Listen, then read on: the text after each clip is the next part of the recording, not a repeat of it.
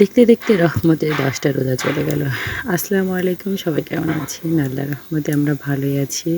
আজকে নিয়ে আসলাম নতুন আরেকটা ভিডিও, ফান ফারিস্তা আমার রান্নাবান্না। এই তো সারাদিন কি করি না করি সেই ভিডিওগুলো আপনাদের সাথে শেয়ার করি। অনেক ভাই বোনেরা আছে আমাদের ভিডিওগুলো দেখে কমেন্ট করে। যখন এই কমেন্টগুলো পড়ি তখন সত্যি অনেক ভালো লাগে যে ফান ফারিস্তাকে একটু হলেও ভালোবেসে হলেও কমেন্ট করে। এই তো প্রত্যেক দিনকার মতন আজকেও আমি ফারহানকে ঘুম পাড়িয়ে আর কি দুপুরবেলা রান্না করতে চলে আসছিলাম। আজকে রান্না করেছিলাম ডাউল আর নদীর খলসা মাছ চচ্চড়ি আমার শাশুড়ি করেছিল, আমি করিনি। এইদিকে আমি ফুলকপি বের করেছি ফ্রিজ থেকে। রমজানের আগে আমি আর কি ফুলকপিগুলো হাফ সিদ্ধ করে ফ্রিজে রেখে দিয়েছিলাম আর কি রমজান মাসের জন্য, যাতে বের করে রমজান মাসে বড়া পকোড়া বানাইতে পারি। এটা যখন ফুলকপির সিজন শেষ হবে তখন আর কি বের করে খাওয়া যাবে, এই জন্য রেখে দিয়েছিলাম। আমার মতন যারা এরকম রাখতে চান তারা রাখতে পারেন। এইদিকে আমি ডাল ঘুরতে ফারহান ঘুম থেকে উঠে পড়েছিল।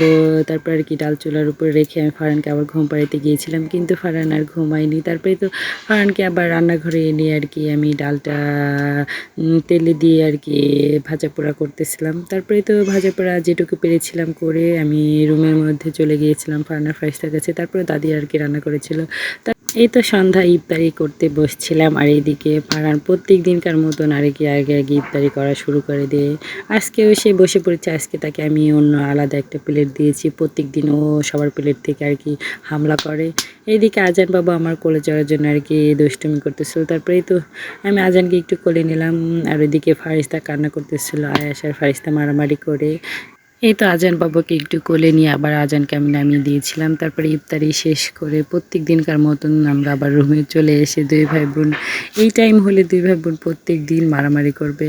কি আর করার, আমি যে কি করবো আমি মাঝে মাঝে বুঝে পাই না। ফারিস্তাকে তো আমি এত পরিমাণে মার দিই, তারপরেও সে আর কি কথা শোনে না। ফারহানকে একটু করে ঠুকা দিবে আর ফারহান কান্না করবে, আর সে এতে মজা পায় আর দুষ্টুমি করে আর হাসাহাসি করে। ফারিস্তাকে আমি যত নিষেধ করতেছিলাম সে ততই আর কি দুষ্টুমি করতেছিল। ফারহান দিনের বেলা যতই ঘুমাক না কেন তার সন্ধ্যা লাগলেই তার ঘুম পায়। কি যে অবস্থা, আর ফারিস্তা ঘুমাইতেই যায় না, প্রায় 11টা 12টা বেজে যায় ঘুমাইতে। আর এই ছেলেটা সন্ধ্যার একটু পর থেকে কান্না শুরু করে ঘুমানোর জন্য। তারপর আমি টেনে টুনে 9টা বাজাই, কতদিন 9:30 বাজায়, যাতে সকালে একটু দেরি করে ঘুম থেকে ওঠে। কারণ সকালে রমজান মাস তো, ও অত সকালে ঘুম থেকে উঠলে আমারও প্রচুর পরিমাণে কষ্ট হয় সারাদিন। এই জন্য আর কি ভাবি একটু দেরি করে ঘুমায় যাতে সকালে একটু দেরি করে ওঠে। এদিকে ফারিস্তার জন্য ও আরও তাড়াতাড়ি ঘুমায় যায় কান্নাকাটি করতে। কি আর করার, ওকে আমি যত নিষেধ করি ও ততই বেড়ে যায়। এইদিকে আমি ফারিস্তাকে নিষেধ করতেছিলাম বলে সে বিড়বিড় করে একা আমার সাথে আর কি ঝগড়া করতেছিল। কি যে বলে ও একা আমি মাঝে মাঝে বুঝি না। তারপরে রমজান মাসটা আমার কাছে মনে হচ্ছে ভালোই যাচ্ছে। রোজাটা কোথা দিয়ে চলে যাচ্ছে আমি বুঝতে পারতেছি না ফারহান ফারিস্তা থাকার জন্য। কারণ ওদের পিছ সারাদিন থাকি আর সংসারে কাজ বাজ নিয়ে ব্যস্ত থাকি।